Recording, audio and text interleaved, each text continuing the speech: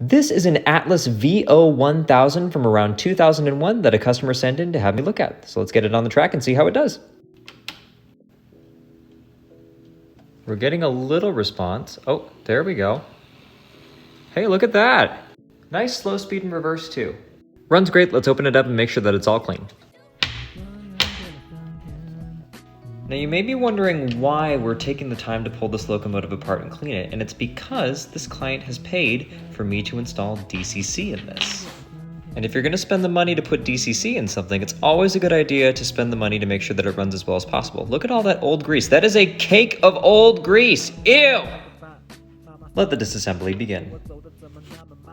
The key thing to remember, folks, always take your small pieces, put them somewhere safe where they won't get lost.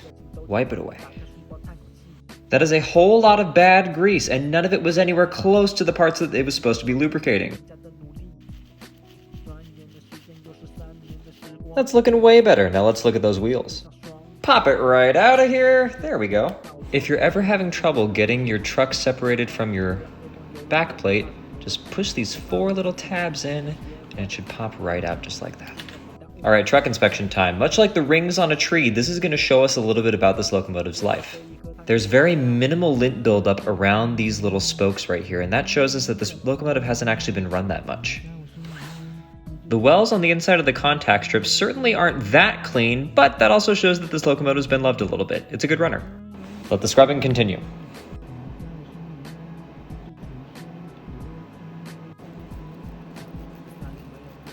Everything is clean. Let's put it back together and see how it does.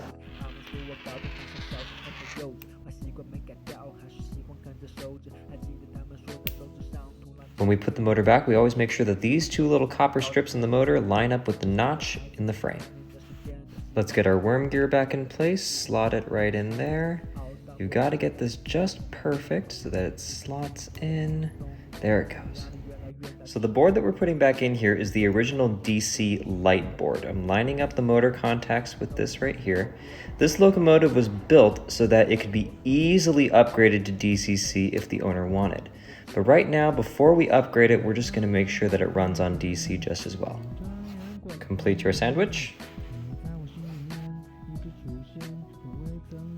Don't forget to lubricate, folks. Pop your shell back on. And we're ready for the test track.